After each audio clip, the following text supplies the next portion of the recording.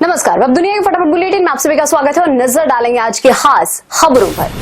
अमेरिकी राष्ट्रपति Donald Trump की इस्राएली पीएम बेंजामिन नेतन्याहू को फटकार, कहा मुझे समझ में नहीं आता कि आप हमेशा इतने नकारात्मक क्यों रहते हैं। यह एक जीत और इसे जीत के तौर पर लें।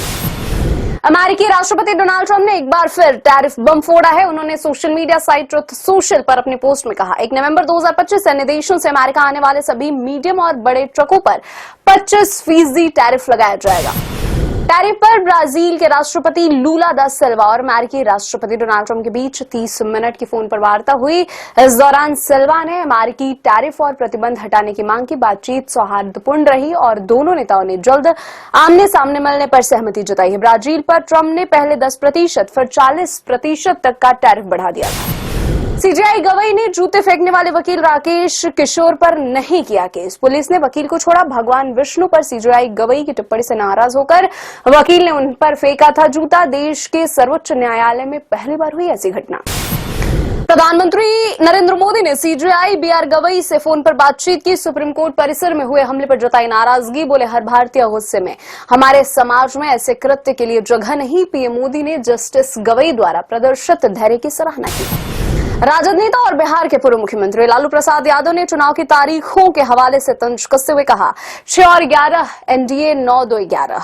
लालू के इस पोस्ट पर लोग बड़ी संख्या में कमेंट कर रहे हैं। बड़ी संख्या में लोगों ने लालू से चारा घोटाले को लेकर सवाल पूछा है। हालांकि कई लोगों ने राजद और लालू के समर्थन में भी पोस्ट किए।